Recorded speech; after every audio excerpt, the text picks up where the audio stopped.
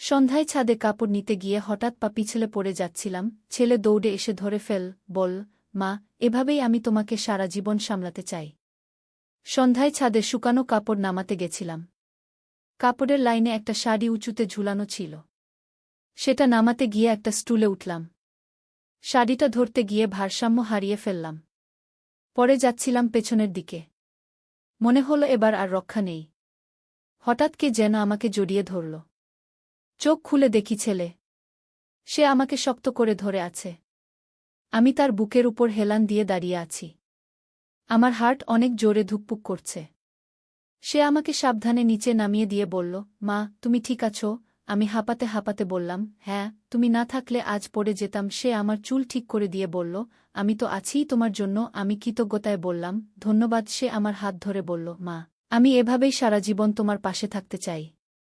তুমি যখন পড়ে যাচ্ছিলে আমার মনে হয়েছিল আমার সব শেষ হয়ে যাচ্ছে। আমি অবাক হয়ে তাকালাম। সে আরও বলল, মা, আমি তোমাকে ভালোবাসি। তুমি আমার স্ত্রী হলে আমি তোমাকে কখনো একা কিছু করতে দেব না। সব সময় তোমার পাশে থেকে সামলাব। বিয়ে করো আমাকে। ছাদের হাওয়ায় আমার শাড়ির আঁচল উড়ছিল, আমার মনও উড়ছিল। এই গল্পটি সম্পূর্ণ শুনলে আপনাদের পানি অটোমেটিক বের হয়ে যাবে, সো যত দ্রুত সম্ভব হাতের কাছে টিস্যু নিয়ে বসে পড়ো। বিছানার চাদর যেন নষ্ট না হয় সেটা সম্পূর্ণ খেয়াল রাখার অনুরোধ জানিয়ে গল্পটি এখন শুরু করব। তার আগে সর্বশেষ অনুরোধ, দয়া করে এমন পানি বের করার গল্প নিয়মিত শুনতে আমাদের চ্যানেলটি সকলেই সাবস্ক্রাইব করুন। ধন্যবাদ। হ্যালো বন্ধুরা, আমার নাম প্রিয়াঙ্কা সাহা। আমার বয়স 40 বছর। আমার স্বামীর নাম রবিন সাহা, বয়স 43 বছর। আমাদের 2 সন্তান, অভিজিৎ আর তন্বী। অভিজিৎ 18 বছর বয়সী, কলেজে পড়ে। তন্বী 10 বছর বয়সী, স্কুলে যায়। আজকে যে ঘটনাটা ঘটল সেটা বলার আগে বলি যে আমাদের বাড়িটা বেশ পুরানো। 3 তলা বিল্ডিং। ছাদটা বেশ বড়। আমি প্রতিদিন সন্ধ্যায় ছাদে গিয়ে কাপড় নামাই। আজকে গিয়ে দেখি হঠাৎ করে বাতাসে আমার শাড়িটা অনেক উঁচুতে আটকে গেছে। আমি চেষ্টা করেও সেটা নামাতে পারছিলাম না। তখন একটা প্লাস্টিকের স্টুল নিয়ে এলাম। স্টুলে উঠে শাড়িটা ধরতে গিয়ে হঠাৎ আমার পা পিছলে গেল। মনে হলো এবার পড়েই যাব। ঠিক সেই মুহূর্তে অভিজিৎ দৌড়ে এসে আমাকে ধরে তার শক্ত হাত দুটো আমার কোমরে জড়িয়ে ধরল। আমি তার বুকের উপর হেলান দিয়ে দাঁড়িয়ে রইলাম। আমার হৃদয় অনেক জোরে স্পন্দিত হচ্ছিল। সে খুব সাবধানে আমাকে মাটিতে নামিয়ে দিল। মা, তুমি ঠিক আছো? সে জিজ্ঞেস করল। আমি হাঁপাতে হাঁপাতে বললাম, হ্যাঁ বাবা, তুমি না এলে আজ বিপদে পড়ে যেতাম গু। সে আমার এলোমেলো চুল গুছিয়ে দিয়ে বলল, আমি তো সব সময়ই তোমার জন্য আছি মা গু। আমি তার দিকে কৃতজ্ঞ চোখে তাকিয়ে বললাম, ধন্যবাদ বাবা গু। হঠাৎ সে আমার হাত ধরে বলল, মা, আমি এভাবেই সারা জীবন তোমার পাশে থাকতে চাই। তুমি যখন পড়ে যাচ্ছিলে আমার মনে হচ্ছিল আমার পৃথিবীটাই শেষ হয়ে যাচ্ছে গি। আমি অবাক হয়ে তার দিকে তাকালাম। সে আরও বলল, মা, আমি তোমাকে ভীষণ ভালোবাসি। তুমি যদি আমার স্ত্রী হতে তাহলে আমি তোমাকে কখনো একা কিছু করতে দিতাম না। সব সময় তোমার পাশে থেকে রক্ষা করতাম। আমাকে বিয়ে করো মাই। ছাদের মৃদু হাওয়ায় আমার শাড়ির আঁচল উঠতে লাগল। আমার মনটাও যেন উঠতে শুরু করল। তার কথা শুনে আমি বুঝতে পারলাম না কি বলবো। অভিজিৎ, তুই কি বলছিস? আমি জিজ্ঞেস করলাম। মা, আমি মন থেকে বলছি। তুমি এত সুন্দর, এত ভালো। আমি তোমাকে ছাড়া কিছুই ভাবতে পারি না গি। তার কথা শুনে আমি আরও অবাক হয়ে গেলাম। এমন সময় হঠাৎ আমার মনে পড়ল একটা পুরানো ঘটনার কথা। কয়েক মাস আগে একদিন রাতে আমি রান্নাঘরে পানি খেতে গিয়েছিলাম। তখন দেখি অভিজিৎ ফ্রিজের সামনে দাঁড়িয়ে। সে আমার দিকে এমনভাবে তাকিয়েছিল যেটা স্বাভাবিক ছিল না। আমি তখন কিছু বলিনি, ভেবেছি হয়তো আমার ভুল লাগছে। আরেকদিন আমি গোসল করার সময় দেখি বাথরুমের দরজার ফাঁক দিয়ে কেউ যেন তাকিয়ে আছে। আমি চিৎকার করে জিজ্ঞেস করেছিলাম, কে? তখন অভিজিতের পায়ের আওয়াজ শুনেছিলাম দৌড়ে যেতে। আজকের ঘটনার পর এই সব মনে পড়তে লাগল। আমি বুঝতে পারলাম যে অভিজিৎ আমার প্রতি আমি তাকে ঘরে নিয়ে এলাম। তার সাথে কথা বলতে বলতে আমার মনটা কিছুটা শান্ত হল। দিদি, তোর ছেলেটা কেমন আছে? রীতা জিজ্ঞেস করল। ভালো আছে কু, আমি সংক্ষেপে জবাব দিলাম। এমন সময় অভিজিৎ এসে হাজির। সে আমার দিকে অর্থবহ চোখে তাকাল। আমি তার দৃষ্টি এড়িয়ে চললাম। রীতা চলে যাওয়ার পর অভিজিৎ আবার আমার কাছে এল। মা, আমি তোমার সাথে কথা বলতে চাই। আমার কোনো কথা নেই তোর সাথে। আমি বললাম। মা, তুমি আমাকে এড়িয়ে চলতে পারবে না। আমি এই বাড়িতেই থাকি। তার কথা শুনে আমি আরও ভয় পেলাম। আমি ভাবলাম রবিনকে, আমার স্বামী, সব বলবো। কিন্তু তারপর ভাবলাম এতে পরিবারটা ভেঙে যেতে পারে। পরদিন সকালে আমি যখন রান্নাঘরে চা বানাচ্ছি, তখন অভিজিৎ এসে আমার পিছনে দাঁড়াল। সে আমার কোমরে হাত রাখল। মা, তুমি কত সুন্দর। আমি তার হাত সরিয়ে দিয়ে বললাম, দূর হো এখান থেকে। মা, তুমি রাগ করো না। আমি শুধু তোমাকে ভালোবাসি। আমি তাকে ধাক্কা দিয়ে সরিয়ে দিলাম। সে আমার হাত ধরে বলল, মা, তুমি আমার থেকে দূরে যেতে পারবে না। আমি তোমাকে কখনো ছাড়ব না। এমন সময় হঠাৎ রবিন এসে হাজির। কি হচ্ছে এখানে? সে জিজ্ঞেস করল। অভিজিৎ তাড়াতাড়ি আমার হাত ছেড়ে দিল। কিছু না বাবা, মার সাথে কথা বলছিলাম। রবিন কিছু বুঝতে পারল না। সে চলে গেল। আমি ভাবলাম এভাবে চলতে পারে না। আমাকে কিছু একটা করতে হবে। সন্ধ্যায় আমি অভিজিতের রুমে গেলাম। অভিজিৎ, আমি তোর সাথে গুরুত্বপূর্ণ কথা বলতে চাই। সে খুশি হয়ে বলল, হ্যাঁ মা, বলো। তুই যেভাবে আমার সাথে ব্যবহার করছিস, এটা একদম ঠিক না। তুই আমার ছেলে। আমি তোর মা। এই সম্পর্ক পবিত্র। কিন্তু মা, আমি তো তোমাকে ভালোবাসি।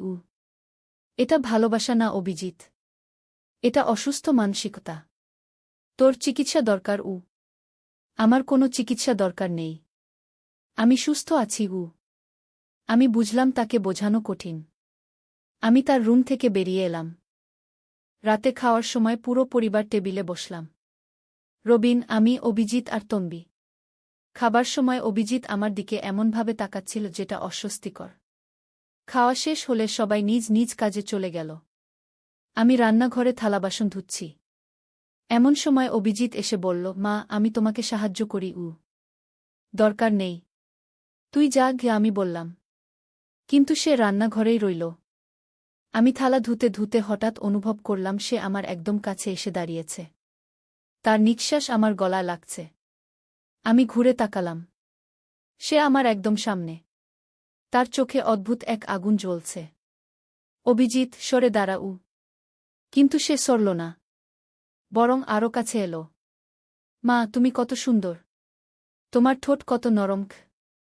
আমি ভয় পেয়ে পিছিয়ে গেলাম। তুই কি করছিস? সে আমাকে দেওয়ালের সাথে চেপে ধরল। মা, আমি তোমাকে চুমু দিতে চাই।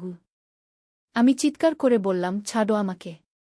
আমার চিৎকার শুনে রবিন দৌড়ে এলো। কি হয়েছে? অভিজিৎ তাড়াতাড়ি আমাকে ছেড়ে দিল। কিছু না বাবা। মা থালা ধুতে গিয়ে হাত কেটে ফেলেছে। রবিন আমার হাত দেখল। কোথায় কেটেছে? কোনো কাটা তো দেখছি না। ও হয়তো ভুল বুঝেছি। অভিজিৎ বলল। রবিন চলে গেল। আমি অভিজিতের দিকে রাগী চোখে তাকালাম। এভাবে চলবে না অভিজিৎ। তাহলে তুমি আমার কথা শোনো মা। আমি রান্নাঘর থেকে বেরিয়ে এলাম। সারা রাত ঘুম আসল না। আমি ভাবলাম পরিস্থিতি নিয়ন্ত্রণের বাইরে চলে যাচ্ছে। পরদিন সকালে রবিন অফিসে চলে গেল। তন্বী স্কুলে গেল। ঘরে শুধু আমি আর অভিজিৎ। আমি নিজের রুমে বসে টিভি দেখছিলাম। হঠাৎ অভিজিৎ এসে আমার পাশে বসল। মা, আমরা দুজনে একা আছি। আমি টিভি বন্ধ করে উঠে দাঁড়ালাম। আমার কাজ আছে। সে আমার হাত ধরে টানল। মা, বসো। আমার সাথে কথা বলো। আমি তোর সাথে কোনো কথা বলবো না। তাহলে তুমি আমাকে একটা চুমু দাও। তারপর আমি তোমাকে ছেড়ে দেব। আমি অবাক হয়ে তার দিকে তাকালাম। তুই কি বলছিস? আমি জানি তুমিও আমাকে ভালোবাসো মা। তুমি শুধু সংকোচ করছো। আমি তোকে ভালোবাসি মায়ের মতো, অন্য কিছু নয়। না মা, তুমি আমাকে একজন পুরুষ হিসেবে দেখো। আমি বুঝতে পারি। তার কথা শুনে আমার রাগ হল। তোর মাথা খারাপ হয়েছে নাকি? সে হেসে বলল, না মা, আমার মাথা ঠিক আছে। আমি শুধু তোমাকে ভালোবাসি। আমি তাকে ধাক্কা দিয়ে দূরে সরিয়ে দিলাম। আমার কাছ থেকে দূরে থাক। কিন্তু পরদিনও একই অবস্থা। সে আমাকে অনুসরণ করতে লাগল। আমি যেখানেই যাই সে সেখানেই আসে। একদিন আমি গোসল করতে বাথরুমে গেছি। গোসল করার সময় মনে হলো কেউ যেন দরজার বাইরে দাঁড়িয়ে আছে। আমি চিৎকার করে জিজ্ঞেস করলাম, কে? কোনো উত্তর এলো না। আমি গোসল শেষ করে বেরিয়ে দেখি অভিজিৎ তার রুমে। এভাবে আরও কিছুদিন কেটে গেল। অভিজিৎ প্রতিদিন আমাকে বিরক্ত করতে লাগল। আমি মানসিকভাবে অসুস্থ হয়ে পড়লাম। একদিন আমি রবিনকে সব বললাম। রবিন, অভিজিৎ আমার সাথে অদ্ভুত ব্যবহার করছে। কি রকম ব্যবহার? রবিন জিজ্ঞেস করল।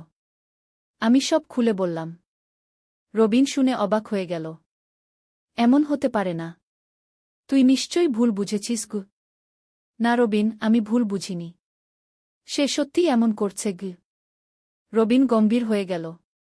আমি অভিজিতের সাথে কথা বলবো।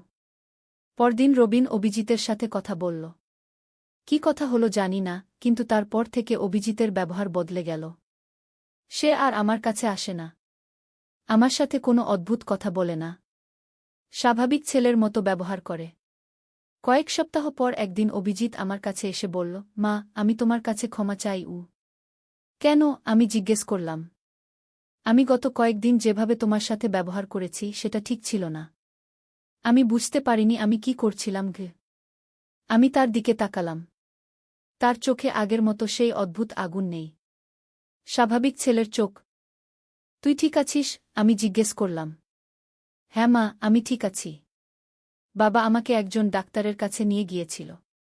ডাক্তার বলেছেন আমার হরমোনজনিত সমস্যা ছিল। এখন ওষুধ খাচ্ছি। আমি স্বস্তির নিঃশ্বাস ফেললাম। তাহলে এখন কেমন লাগছে? এখন স্বাভাবিক লাগছে মা। আমি বুঝতে পারছি তুমি আমার মা।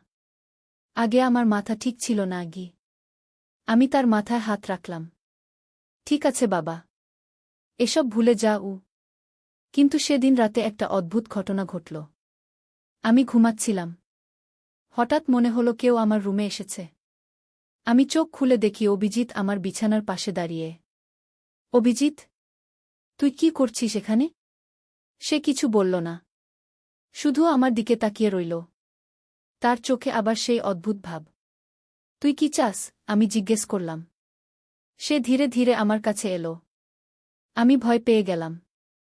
মা, আমি মিথ্যে বলেছিলাম। আমি এখনো তোমাকে ভালোবাসি। সে ফিসফিস করে বলল। আমি উঠে বসলাম। তুই কি বলছিস? আমি বাবাকে ভুল বুঝিয়েছি। ডাক্তারকেও মিথ্যে বলেছি। আমি ঠিকই আছি। আমি শুধু তোমাকে চাই।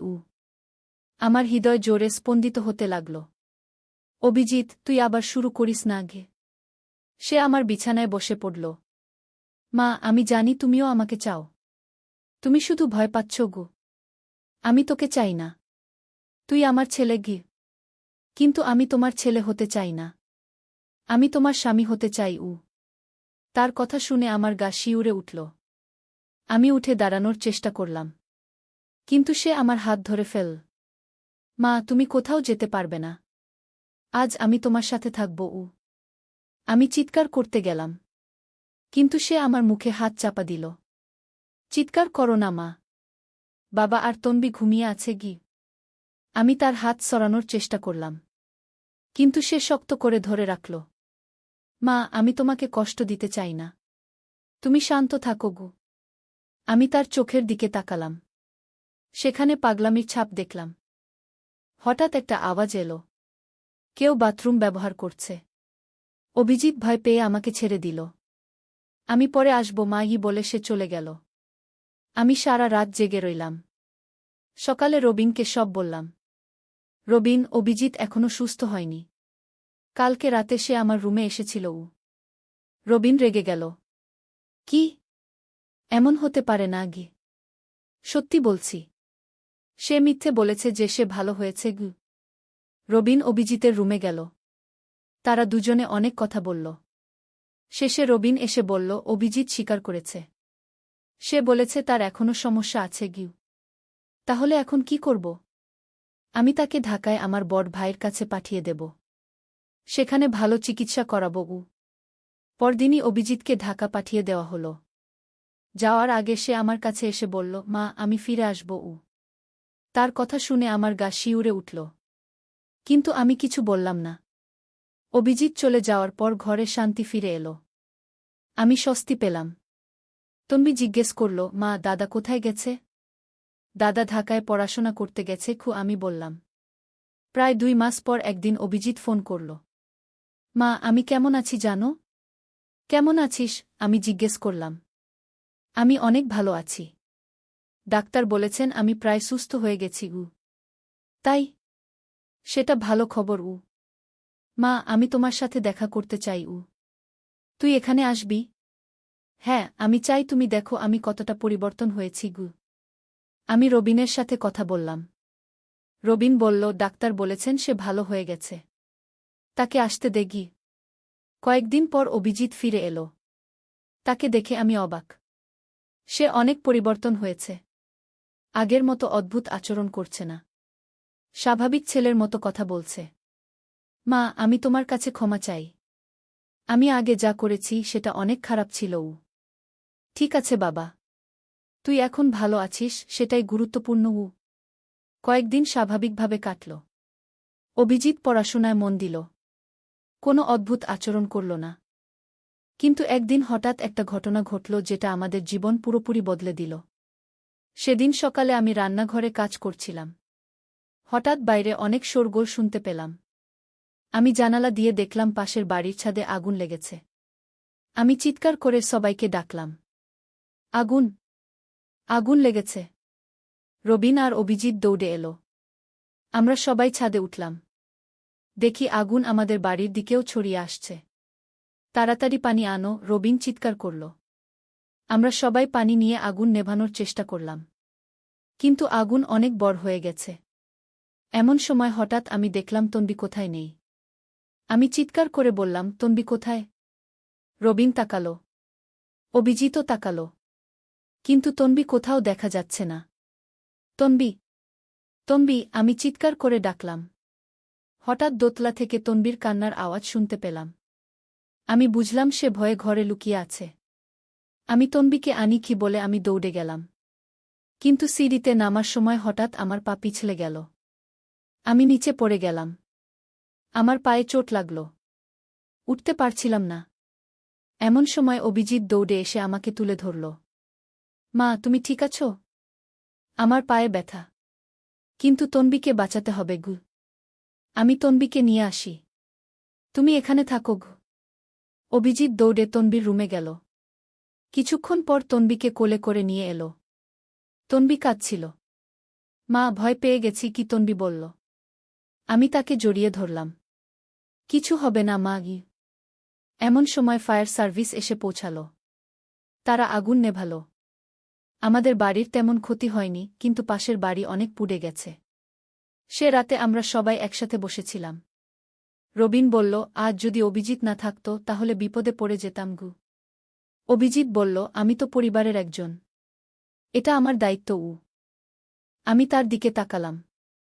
তার চোখে আগের মতো পাগলামি নেই। স্বাভাবিক, দায়িত্বশীল একটা ছেলে। সেদিনের ঘটনার পর থেকে অভিজিৎ সম্পূর্ণ বদলে গেল। সে পড়াশোনায় মনোযোগ দিল। আমাদের সবার যত্ন নিতে লাগল। বিশেষ করে আমার যত্ন নেয়া অনেক। কিন্তু সেটা একটা ভালো ছেলের মতো, কোনো অদ্ভুত উদ্দেশ্য নিয়ে নয়। একদিন সে আমার কাছে এসে বলল, মা, আমি একটা মেয়েকে ভালোবাসি। আমি খুশি হয়ে গেলাম। কে সে? তার নাম রীতা। আমাদের কলেজে পড়ে। আমি তাকে বিয়ে করতে চাই। সেটা ভালো কথা। তোর বাবার সাথে কথা বল। রবিনের সাথে কথা বলার পর ঠিক হলো মেয়েটির বাড়িতে যাওয়া হবে। আমরা সবাই গেলাম। মেয়েটি খুব ভালো। তার পরিবারও ভালো। কয়েক মাস পর অভিজিতের বিয়ে হয়ে গেল। বিয়ের দিন আমি তাকে বললাম, খুব খুশি হয়েছি তোর জন্য। সে আমার হাত ধরে বলল, মা, তুমি আমাকে সাহায্য করেছ। আমি তোমার কাছে চিরকাল কৃতজ্ঞ থাকব। তুই আমার সন্তান। মা সন্তানের সব কিছু সহ্য করে। বিয়ের পর অভিজিৎ তার স্ত্রীকে নিয়ে আলাদা একটা ফ্ল্যাটে থাকতে শুরু করল। কিন্তু প্রায়ই আসে আমাদের দেখতে। একদিন সে একা আসল। আমার সাথে কথা বলল। মা, আমি তোমাকে কিছু বলতে চাই। বলো। আমার সেই সমস্যার কথা মনে আছে? ডাক্তার বলেছিলেন এটা হরমোনের সমস্যা। হ্যাঁ। আসলে সেটা পুরোপুরি সত্যি ছিল না। আমার আরও গভীর একটা সমস্যা ছিল। আমি তার দিকে তাকালাম। কি রকম? আমার শৈশবে একটা ঘটনা ঘটেছিল। আমার ৭ বছর বয়সে একদিন এক আত্মীয় আমার সাথে খারাপ কিছু করেছিল। সেই ট্রমা আমার মনে রয়ে গিয়েছিল গু। আমি অবাক হয়ে গেলাম। কি? কেন বলিসনি? তখন বলতে পারিনি। লজ্জা লাগত। সেই ট্রমার কারণেই আমার মানসিক সমস্যা হয়েছিল। আমি তোমাকে মা হিসেবে নয়, নারী হিসেবে দেখতাম গে। আমার চোখে পানি এসে গেল। কেন এত কষ্ট পেলি একা একা? ভেবেছিলাম কাউকে বললে সবাই আমাকে খারাপ ভাববে। কিন্তু ঢাকায় যেই ডাক্তার আমাকে চিকিৎসা দিয়েছেন, তিনি আমাকে সব বলতে বাধ্য করেছেন। তার সাথে কথা বলে আমি মানসিকভাবে সুস্থ হয়েছি গি। আমি তাকে জড়িয়ে ধরলাম। আমার সন্তান, তুই এখন ঠিক আছিস? হ্যাঁ মা, এখন আমি পুরোপুরি সুস্থ। আমি রিতাকে ভালোবাসি। তোমাকে মা হিসেবে ভালোবাসি। সব কিছু স্বাভাবিক। আমি স্বস্তি পেলাম। আমার ছেলে সুস্থ হয়েছে। আজ অভিজিতের বিয়ে হয়েছে ২ বছর। তার একটা সন্তানও হয়েছে। সে খুব ভালো বাবা। আমাকে সম্মান করে, ভালোবাসে। কিন্তু সব কিছুই স্বাভাবিক। কখনো কখনো ভাবি জীবনে অনেক রকম সমস্যা আসে। কিন্তু ধৈর্য আর ভালোবাসা দিয়ে সব সমাধান হয়ে যায়। আমি আমার পরিবারকে হারাইনি। বরং আরও শক্তিশালী হয়েছি। এই গল্পের মাধ্যমে আমি বুঝেছি যে পারিবারিক সমস্যা যতই জটিল হোক, ভালোবাসা আর ধৈর্য দিয়ে সব সমাধান সম্ভব। অভিজিতের যা হয়েছিল সেটা তার নিয়ন্ত্রণে ছিল না। কিন্তু সে চিকিৎসা নিয়ে সুস্থ হয়েছে। এখন সে একজন ভালো স্বামী, বাবা আর ছেলে। আমি এখন খুশি। আমার পরিবার আবার একসাথে। সবাই সুস্থ আর স্বাভাবিক। এই গল্পটি আমি তাদের জন্য বলেছি যারা মনে করেন পারিবারিক সমস্যার কোনো সমাধান নেই। আছে। শুধু চাই ভালোবাসা, ধৈর্য আর সঠিক চিকিৎসা। আজকের গল্প এখানেই শেষ। আশা করি আপনাদের ভালো লেগেছে। এমন আরও গল্প শুনতে আমাদের চ্যানেল সাবস্ক্রাইব করুন। ধন্যবাদ। একদিন আলী সাহেব সোহেলের অফিসে এলেন। সোহেল তাকে দেখে অবাক হয়ে গেল। স্যার, আপনি এখানে? হ্যাঁ সোহেল, তোমার অফিস একবার দেখতে চাইলাম। খুব সুন্দর হয়েছে গু। আলী সাহেব পুরো অফিস ঘুরে দেখলেন। কর্মচারীদের সাথে কথা বললেন। তারপর সোহেলের রুমে এসে বসলেন। সোহেল, তুমি অনেক দূর এসেছ। মনে আছে ৭ বছর আগে তুমি যখন আমার অফিসে প্রথম এসেছিলে? চা বানানোর কাজ করতে? হ্যাঁ স্যার, সব মনে আছে ইউ। আমি গর্বিত যে আমি তোমাকে একটা সুযোগ দিয়েছিলাম। আর তুমি সেই সুযোগকে কাজে লাগিয়েছ। জানো সফলতার মূল সূত্র কি? কি স্যার? কঠোর পরিশ্রম, সততা আর হাল না ছাড়া। তোমার মধ্যে এই ৩টা গুণই আছে গু। সোহেল চোখে জল নিয়ে বলল, আপনি না থাকলে আজ আমি এখানে পৌঁছাতে পারতাম না স্যার। না সোহেল, আমি শুধু একটা দরজা খুলে দিয়েছিলাম। ভেতরে ঢুকে পথ তৈরি করেছ তুমি নিজে গু। আলী সাহেব চলে যাওয়ার আগে বললেন, আমার একটা বড় প্রজেক্ট আছে। একটা 20 ফ্লোর বিজনেস টাওয়ার। আমি চাই তুমি এই প্রজেক্টে আমার সাথে পার্টনার হও। ৫০-৫০। রাজি? সোহেল অবাক হয়ে গেল। এত বড় প্রজেক্ট? স্যার, আমার কি যথেষ্ট সামর্থ্য আছে? আছে। আমি বিশ্বাস করি। সোহেল রাজি হয়ে গেল। এটা তার জীবনের সবচেয়ে বড় প্রজেক্ট হবে। ৫০ অধ্যায়, বড় চ্যালেঞ্জ। 20 ফ্লোর বিজনেস টাওয়ারের কাজ শুরু হল। এটা সোহেলের জীবনের সবচেয়ে বড় চ্যালেঞ্জ। প্রজেক্টের বাজেট প্রায় ১০ করোড় টাকা। সোহেলকে ৫ করোড় টাকা ইনভেস্ট করতে হবে। সোহেল তার সব সঞ্চয়ে, ব্যাংক লোন আর কিছু ইনভেস্টর থেকে টাকা জোগাড় করল। এটা একটা বিশাল ঝুঁকি। যদি প্রজেক্ট ব্যর্থ হয়, সব শেষ। মিনা চিন্তিত ছিল। সোহেল, এত বড় ঝুঁকি নেওয়া ঠিক হবে? মিনা, জীবনে বড় কিছু করতে হলে ঝুঁকি নিতে হয়। আমি এই সুযোগ হাতছাড়া করতে চাই না গিয়ে। কিন্তু যদি কিছু ভুল হয়? ভুল হবে না। আমি আলী সাহেবের সাথে আছি। উনি আমাকে গাইড করবেন। প্রজেক্ট শুরু হল। প্রথম ৬ মাস সব ভালোই চলছিল। কাজ সময়মতো হচ্ছে, বাজেট ঠিক আছে। কিন্তু ৭ মাসের মাথায় একটা বড় সমস্যা দেখা দিল। একজন প্রধান ইনভেস্টর হঠাৎ তার টাকা ফেরত চাইলেন। তিনি অন্য একটা জরুরি কাজে টাকা লাগবে বলে জানালেন। 1 কোটি টাকা ফেরত দিতে হবে। সোহেল বিপদে পড়ে গেল। 1 কোটি টাকা এখন কোথায় পাবে? প্রজেক্টের সব টাকা ঢেলে দিয়েছে। সে আলী সাহেবের সাথে কথা বলল। আলী সাহেব বললেন, চিন্তা করো না, আমি ব্যবস্থা করছি। কিন্তু আলী সাহেবও বড় একটা প্রজেক্টে আটকে আছেন। তার হাতে লিকুইড ক্যাশ নেই। সোহেল অন্য ব্যাংক থেকে লোন নেওয়ার চেষ্টা করল। কিন্তু ব্যাংক বলল, ইতিমধ্যে তার অনেক লোন আছে, নতুন লোন দিতে পারবে না। সোহেল রাতে ঘুমাতে পারছিল না। খাওয়া দাওয়া বন্ধ করে দিয়েছিল। মিনা তাকে দেখে খুব চিন্তিত হয়ে গেল। সোহেল, প্লিজ নিজেকে এভাবে শেষ করে ফেলো না। কোনো একটা রাস্তা বের হবেই কি। কিন্তু সোহেল কোনো রাস্তা দেখতে পাচ্ছিল না। ইনভেস্টর 15 দিন সময় দিয়েছে। 15 দিনের মধ্যে টাকা ফেরত না দিলে তিনি আইনি ব্যবস্থা নেবেন। 10 দিন কেটে গেল। সোহেল কোনো সমাধান খুঁজে পেল না। সে প্রায় হাল ছেড়ে দিয়েছিল। 11 দিনের দিন একটা অপ্রত্যাশিত ঘটনা ঘটল। জাহিদ ভাই, সোহেলের পুরনো সহকর্মী, তার অফিসে এলেন।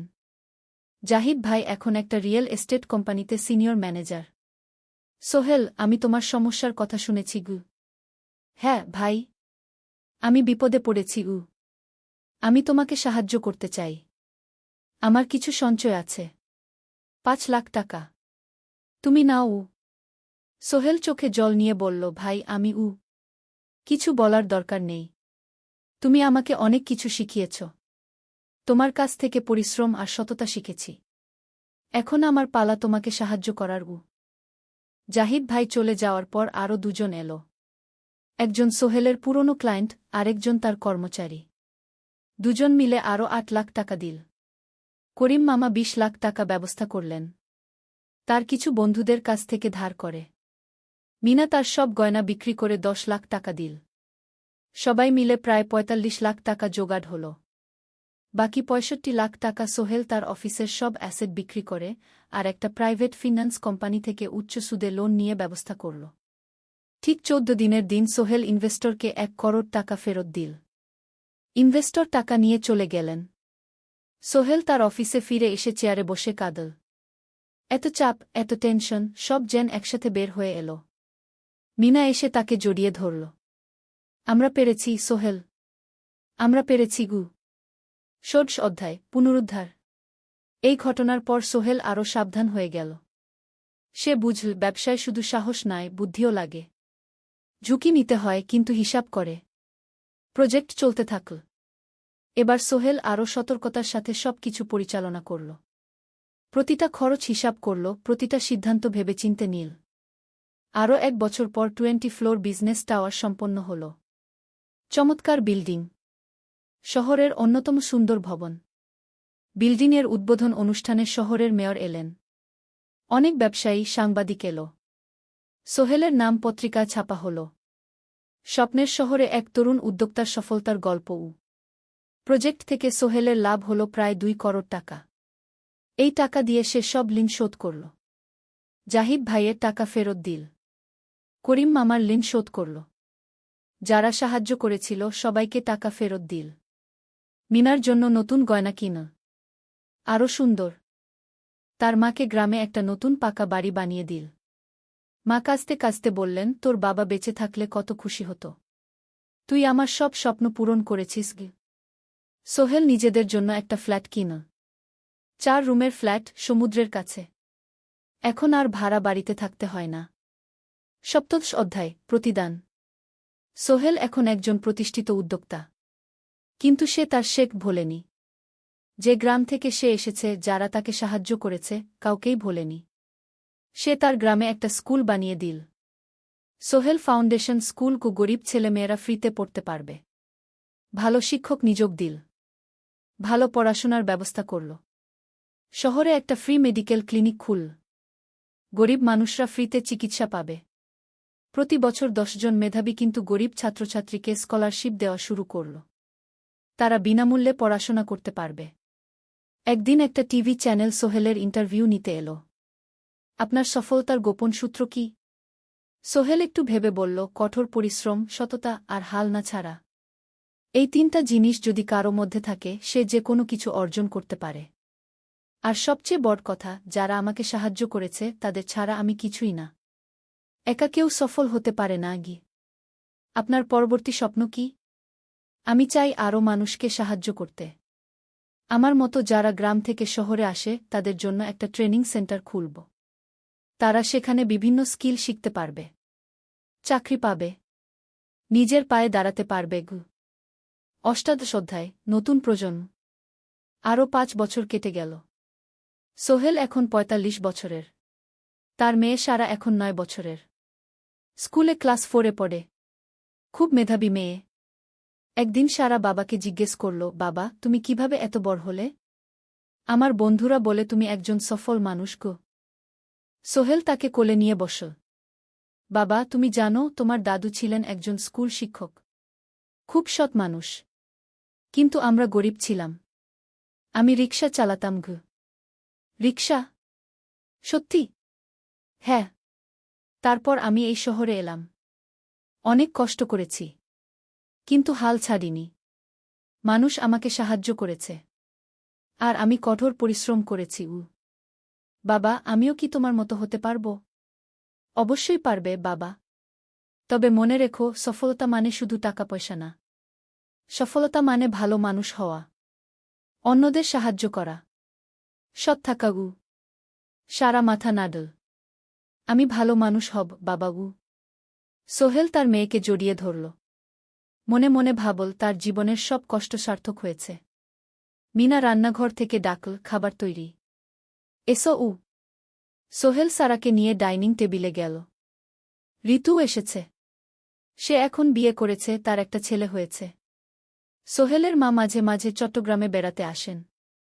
আজও এসেছেন। সবাই মিলে খেতে বসল। হাসিগল্পে ভরা পরিবার। সোহেল তাকাল তার মায়ের দিকে, মিনার দিকে, সারার দিকে, ঋতুর দিকে। মনে হল জীবনে আর কি চাই। খাওয়া শেষে সবাই বসে রইল। গল্প করছিল। হঠাৎ সোহেলের ফোন বাজল। অফিস থেকে। একটা জরুরি বিষয়। সোহেল ফোন রেখে দিয়ে মিনাকে বলল, একটা নতুন প্রজেক্টের প্রস্তাব এসেছে। একটা এতিমখানা বানানোর কাজ। সরকারি প্রজেক্ট। তুমি নেবে? অবশ্যই। এটা আমার স্বপ্নের প্রজেক্ট। যেসব বাচ্চাদের বাবা মা নেই তাদের জন্য একটা সুন্দর জায়গা। মিনা হাসল। তুমি কখনো বদলাও না। এখনো অন্যদের কথা ভাবো। এটাই তো জীবন মিনা। শুধু নিজের জন্য বাঁচলে কি হবে? 49 অধ্যায়, উত্তরাধিকার। 10 বছর আরও কেটে গেল। সোহেল এখন 55 বছরের। তার চুলে পাক ধরেছে। কিন্তু শক্তি এখনো আগের মতোই। সারা এখন 19 বছরের। সে বিশ্ববিদ্যালয়ে ইঞ্জিনিয়ারিং পড়ছে। সে চায় বাবার মতো কনস্ট্রাকশন ইন্ডাস্ট্রিতে কাজ করতে। একদিন সারা বাবাকে বলল, বাবা, আমি তোমার কোম্পানিতে কাজ করতে চাই। এখনো তো তোর পড়াশোনা বাকি। জানি। কিন্তু আমি এখন থেকেই শিখতে চাই। ছুটির দিনে তোমার সাথে সাইটে যেতে চাই। দেখতে চাই কিভাবে কাজ হয়। সোহেল খুশি হয়ে গেল। তার মেয়ে তার পথ অনুসরণ করতে চায়। ঠিক আছে। কিন্তু শর্ত হলো, তোকে সবকিছু নিজ থেকে শিখতে হবে। কোনো স্পেশাল ট্রিটমেন্ট পাবি না। আমি তো তাই চাই বাবাগু। সারা তার বাবার সাথে কাজ শিখতে শুরু করল। সে দেখল কিভাবে শ্রমিকরা কাজ করে, কিভাবে ম্যাটেরিয়াল বাছাই করতে হয়, কিভাবে একটা প্রজেক্ট ম্যানেজ করতে হয়। সোহেল তাকে কোনো সহজ পথ দিল না। সারাকেও সবার মতো কষ্ট করতে হল। সাইটে রোদে দাঁড়িয়ে থাকতে হল। শ্রমিকদের সাথে কথা বলতে হল। কিন্তু সারা হাল ছাড়ল না। সে তার বাবার মেয়ে। পরিশ্রম করতে জানে। 3 বছর পর সারা গ্রাজুয়েট হল। সে সোহেলের কোম্পানিতে জুনিয়র প্রজেক্ট ম্যানেজার হিসেবে যোগ দিল। সোহেল ধীরে ধীরে সারাকে বড় দায়িত্ব দিতে শুরু করল। সারা তার বাবার মতোই সৎ, পরিশ্রমী। 20 অধ্যায়, সমাপ্তি নয়, নতুন শুরু। আরও 5 বছর পর। সোহেল এখন 60 বছরের। সে সিদ্ধান্ত নিল, এবার অবসর নেওয়ার সময় এসেছে। কোম্পানির দায়িত্ব সারাকে দেবে। একটা অনুষ্ঠান করা হল। সোহেল আনুষ্ঠানিকভাবে কোম্পানির চেয়ারম্যান পদ থেকে অবসর নিল। সারা হল নতুন ম্যানেজিং ডিরেক্টর। সোহেল তার বক্তব্যে বলল, আমি যখন এই শহরে এসেছিলাম আমার পকেটে ছিল মাত্র 5,000 টাকা। একটা ছোট্ট ব্যাগ। আর অনেক স্বপ্ন। আজ ৪০ বছর পর আমি পেছনে ফিরে তাকাই, দেখি একটা দীর্ঘ পথ। সেই পথে অনেক কষ্ট ছিল, অনেক বাধা ছিল। কিন্তু ছিল অনেক ভালোবাসাও, অনেক মানুষের সাহায্যও। আমি বিশ্বাস করি সফলতা একা আসে না। এটা আসে অনেক মানুষের সমর্থন, ভালোবাসা আর বিশ্বাস নিয়ে। আমি যা কিছু অর্জন করেছি তা আমার একার না। এটা আমার পরিবারের, আমার কর্মচারীদের, আমার বন্ধুদের, সবার। আজ আমি আমার মেয়ে সারার হাতে এই দায়িত্ব তুলে দিচ্ছি। আমি জানি সে আমার চেয়ে ভালো করবে, কারণ সে শিখেছে আমার ভুল থেকে, আমার অভিজ্ঞতা থেকে। অনুষ্ঠান শেষ হল, সবাই চলে গেল। সোহেল আর মিনা অফিসে একা দাঁড়িয়ে রইল। মিনা, মনে আছে আমরা প্রথম কখন দেখা হয়েছিলাম? হ্যাঁ, তোমার সেই ছোট্ট মুদি দোকানে। তুমি বিস্কুট কিনতে এসেছিলে। কে ভেবেছিল সেই দিন থেকে আমাদের এই পর্যস্বপ্নের শহর। প্রথম অধ্যায়, যাত্রা শুরু। সকাল ৭টা বেজে গেছে।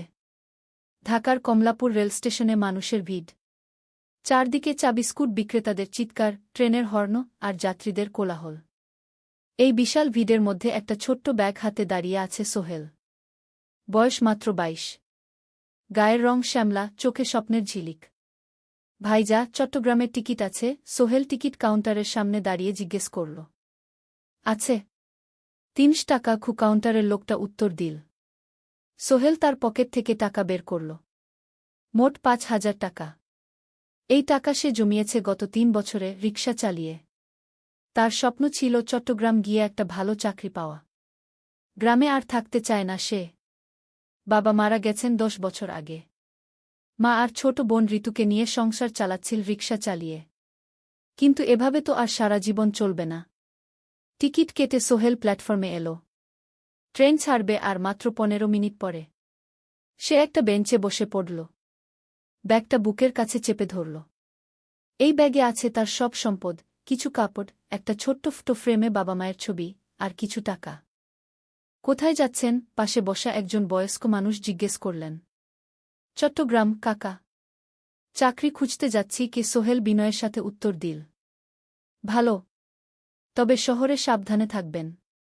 শহর মানে অনেক সুযোগ, কিন্তু অনেক ফাঁদও আছে। বয়স্ক লোকটা বললেন। সোহেল মাথা নাড়ল।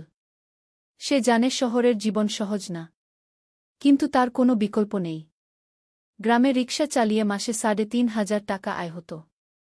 তার মধ্যে সংসার চালাতে হতো, বোনের স্কুলের খরচ দিতে হতো, মায়ের ওষুধের খরচ দিতে হতো। কিছুই বাঁচত না।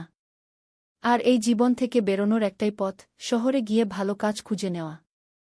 সোহেল মনে মনে ভাবল তার বাবার কথা। বাবা ছিলেন একজন স্কুল শিক্ষক। খুব সৎ মানুষ ছিলেন। সবসময় বলতেন, সোহেল, তুই লেখাপড়া শিখে বড় মানুষ হবি। আমাদের পরিবারে আর কেউ বড় চাকরি করেনি, তুই করবি। কিন্তু বাবা যখন মারা গেলেন তখন সোহেল মাত্র এসএসসি পরীক্ষা দিয়েছে। ফলাফল ভালো হয়েছিল, জিপিএ অর্ধচতু। কিন্তু বাবার মৃত্যুর পর আর পড়া হল না। পরিবারের দায়িত্ব নিতে হল। ট্রেন ছাড়ল। সোহেল জানালার পাশে বসে বাইরে তাকাল। ধানক্ষেত, নদী, ছোট ছোট গ্রাম, সব পেছনে ফেলে ট্রেন এগিয়ে চল।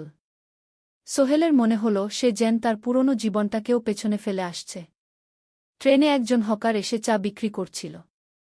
সোহেল একটা চা কিনল। ১০ টাকা। চা খেতে খেতে সে ভাবছিল, চট্টগ্রাম পৌঁছে কি হবে? করিম মামা তাকে সাহায্য করবেন তো? চাকরি পাওয়া যাবে তো? করিম মামা আসলে সোহেলের খুব দূর সম্পর্কের মামা। সোহেলের দাদির বোনের ছেলে। অনেক বছর আগে গ্রাম ছেড়ে চট্টগ্রামে চলে গিয়েছিলেন। সেখানে একটা কনস্ট্রাকশন কোম্পানিতে কাজ করেন। বছরে একবার দুবার গ্রামে আসতেন। গত বছর যখন এসেছিলেন তখন সোহেলের মাকে বলেছিলেন, সোহেলকে চট্টগ্রাম পাঠান, আমি একটা কাজের ব্যবস্থা করে দেব। সেই কথাতেই ভরসা করে সোহেল আজ এই যাত্রা। দ্বিতীয় অধ্যায়, নতুন শহর। চট্টগ্রাম পৌঁছাতে প্রায় ৬ ঘণ্টা লেগে গেল। দুপুর ১টা বাজে। সোহেল স্টেশন থেকে বের হয়ে শহরের রাস্তায় দাঁড়াল। কি বিশাল শহর! এত গাড়ি, এত মানুষ। চারদিকে উঁচু উঁচু বিল্ডিং, দোকানপাট, মানুষের ভিড়।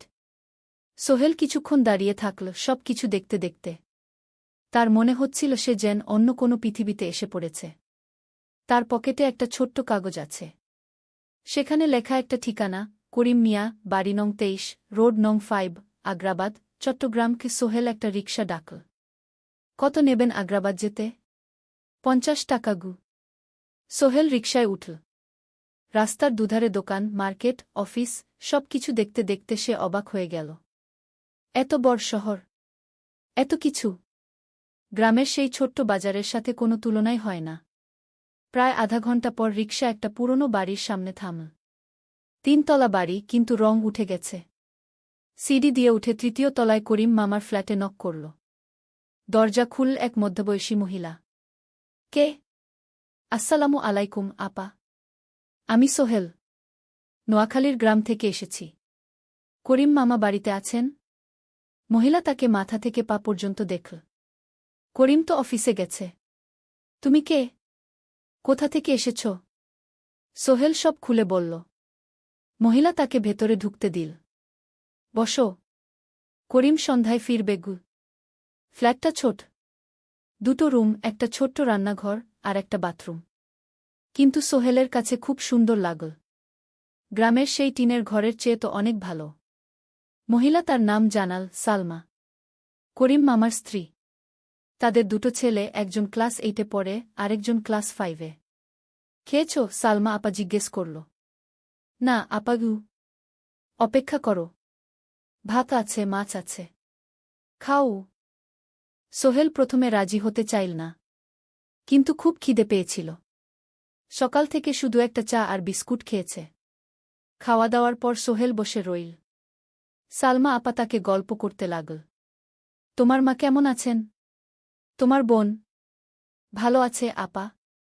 মার একটু গেটে বাত আছে। ওষুধ খাচ্ছেন। বোন স্কুলে পড়ে কু। তুমি কি করতে চাও এখানে? চাকরি খুঁজছি আপা। যে কোনো কাজ করব। বাসায় মা আর বোনকে টাকা পাঠাতে হবে। সালমা আপা মাথা নাড়ল। করিম তোমার জন্য কিছু একটা করবে। সে ভালো মানুষ গ। সারাদিন অপেক্ষা করল সোহেল। সন্ধ্যা 6টায় করিম মামা ফিরলেন। 50-এর কাছাকাছি বয়স, কালো রঙের প্যান্ট শার্ট পরা, হাতে একটা ব্যাগ। আরে সোহেল, কবে এলি? করিম মামা খুশি হয়ে বললেন। আজ সকালে মামা গু। করিম মামা তাকে জড়িয়ে ধরলেন। অনেকদিন পর দেখলাম। কেমন আছিস? ভালো আছি মামা গি। ভালো করেছিস এসে। এখানে অনেক সুযোগ আছে। তোর জন্য একটা কাজের ব্যবস্থা করে দেব। তবে প্রথমে কয়েকদিন এখানে থাক। শহরটা একটু চিনে নে। তারপর কাজে যোগ দিবি। সোহেলের মনে আসার আলো জ্বল। সে ভাবল হয়তো তার ভাগ্য এবার পাল্টাবে। 3য় অধ্যায়, প্রথম চাকরি। 1 সপ্তাহ পরে করিম মামা সোহেলকে তার কোম্পানিতে নিয়ে গেলেন। কোম্পানির নাম আলামিন কনস্ট্রাকশন। অফিসটা শহরের কেন্দ্রে, 5 তলা একটা বিল্ডিংয়ের দোতলায়। মালিক আলী সাহেব। 50-এর কাছাকাছি বয়স, মোটা চেহারা, চোখে সোনার ফ্রেমের চশমা। বড়লোক মানুষ, কিন্তু খুব কড়া। এই ছেলেটাকে কি কাজে লাগাবেন? আলী সাহেব করিম মামাকে জিজ্ঞেস করলেন। স্যার, ও আমার আত্মীয়। গ্রাম থেকে এসেছে। খুব পরিশ্রমী। যে কোনো কাজে লাগাতে পারেন। আলী সাহেব সোহেলের দিকে তাকালেন। তুমি কি পড়েছ? Sir, SSC pass. জিপিএ অর্ধচতু। হুম। ভালো। কম্পিউটার চালাতে পারো? না স্যার, পারি না। কিন্তু শিখতে চাই। আলী সাহেব একটু ভাবলেন। ঠিক আছে। তোমাকে অফিসের কাজে রাখব। ফাইল গুছানো, চা বানানো, কাগজপত্র নিয়ে যাওয়া, না এসব। মাসে 5,000 টাকা। রাজি আছো? জি স্যার। সোহেল খুশি হয়ে গেল। 5,000 টাকা। রিকশা চালিয়ে 3,500 পেত। এখানে 5,000। কাজ শুরু হলো পরদিন থেকে। সকাল 8টায় অফিসে যেতে হয়, ফিরতে হয় সন্ধ্যা 7টায়। প্রথম দিন সোহেল ঘুম থেকে উঠল ভোর 5টায়। তৈরি হয়ে 7:30টায় অফিসের উদ্দেশ্যে বের হল। করিম মামার বাড়ি থেকে অফিস প্রায় 5 কিলোমিটার। বাসে যেতে হয়। অফিসে পৌঁছে সোহেল দেখল সেই প্রথম আলী সাহেব এখনো আসেননি। অফিস খোলা ছিল না। 8-10 মিনিট পর একজন লোক এসে অফিস খুল। তুমি নতুন? জি। আমি সোহেল গু। আমি জাহিদ, অ্যাসিস্ট্যান্ট ম্যানেজার। এসো উ। জাহিদ ভাই সোহেলকে সব কিছু দেখাল। অফিসে মোট ৬ জন কর্মচারী। ২ জন ইঞ্জিনিয়ার, একজন অ্যাকাউন্ট্যান্ট, একজন অ্যাসিস্ট্যান্ট ম্যানেজার, জাহিদ ভাই, একজন রিসেপশনিস্ট, আর এখন সোহেল। সোহেলের কাজ শুরু হলো চা বানানো দিয়ে। তারপর অফিস পরিষ্কার করা, ফাইল গুছানো, কাগজপত্র এক জায়গা থেকে আরেক জায়গায় নিয়ে যাওয়া। কাজ কঠিন না, কিন্তু সারাদিন দৌড়ঝাঁপ করতে হয়। দুপুরে খাবারের জন্য আধা ঘণ্টা বিরতি। সোহেল একটা ছোট হোটেলে গিয়ে ভাতরাল তরকারি খেল। ৫০ টাকা।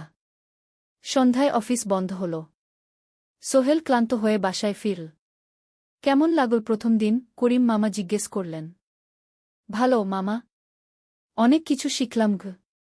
প্রথম মাসের শেষে সোহেল বেতন পেল ৫,০০০ টাকা। সে ৩,০০০ টাকা মাকে পাঠাল। মা ফোনে কাঁদতে লাগলেন। আল্লাহ তোকে ভালো রাখুক সোহেল উ। সোহেলের চোখেও জল এল। তার মনে হল সে একটা বড় কাজ করতে পেরেছে। চতুর্থ অধ্যায়, শহরের জীবন। ৩ মাস কেটে গেল। সোহেল এখন শহরের সাথে মিশে গেছে। প্রতিদিন অফিসে যাও আসার পথে সে দেখে হাজারো মানুষের জীবন। কেউ সফল, কেউ ব্যর্থ, কিন্তু সবাই চলছে নিজের পথে। সোহেল অফিসের কাজের পাশাপাশি কম্পিউটার শেখার চেষ্টা করছে। অফিসে একটা কম্পিউটার আছে। যখন কেউ ব্যবহার করে না, তখন সোহেল একটু একটু শিখার চেষ্টা করে। জাহিদ ভাই তাকে সাহায্য করেন। সোহেল, তুমি যদি কম্পিউটার ভালোভাবে শিখতে পারো, তাহলে তোমার ভবিষ্যৎ উজ্জ্বল। জাহিদ ভাই একদিন বললেন। কিভাবে শিখব ভাই? ট্রেনিং সেন্টারে যাও। সন্ধ্যায় ক্লাস আছে। মাসে ২,০০০ টাকা লাগবে গে। সোহেল ভাবল। ২,০০০ টাকা অনেক, কিন্তু এটা বিনিয়োগ ভবিষ্যতের জন্য। সে একটা ট্রেনিং সেন্টারে ভর্তি হল। সপ্তাহে ৩ দিন, সন্ধ্যা ৭:৩০ থেকে রাত ৯টা পর্যন্ত ক্লাস। কম্পিউটারের basic, MS Word, Excel, PowerPoint, internet ব্যবহার। একদিন অফিস থেকে ফেরার সময় সোহেল একটা দোকানে চা খেতে গেল। দোকানের পাশেই একটা ছোট্ট মুদি দোকান। সেখানে একটা মেয়ে বসে আছে। বয়স হবে ২০-এর কাছাকাছি। সাদাসিধে চেহারা, সাদা শাড়ি পরা, কিন্তু চোখে এক ধরনের দৃঢ়তা। ভাইজা, এক প্যাকেট বিস্কুট দেন কি? সোহেল বলল। মেয়েটা বিস্কুট দিল। ২০ টাকা। সোহেল টাকা দিয়ে যাচ্ছিল, হঠাৎ মেয়েটা বলল, আপনি নতুন এসেছেন এই এলাকায়, তাই না? হ্যাঁ। ৩ মাস হল। কিভাবে বুঝলেন? আপনার চেহারা দেখেই বোঝা যায়। এখনও গ্রামের ছোঁয়া আছে। আর আপনি প্রতিদিন এই পথ দিয়ে যান। দেখেছি কি? মেয়েটা হাসল। সোহেলও হেসে ফেল। আপনি খুব পর্যবেক্ষক মনে হচ্ছে গি। জীবনে অনেক কিছু দেখেছি, তাই মানুষকে চিনতে শিখেছি গ। আপনার নাম? মিনা। এই দোকান আমার বাবার। উনি অসুস্থ, তাই আমি দেখছি গু। সেদিন থেকে সোহেল প্রায়ই সেই দোকানে যেতে শুরু করল। মিনার সাথে গল্প করত। ধীরে ধীরে তাদের মধ্যে একটা বন্ধুত্ব তৈরি হল। মিনাও তার জীবনের গল্প বলল। মিনার মা মারা গেছেন যখন সে মাত্র ৭ বছরের।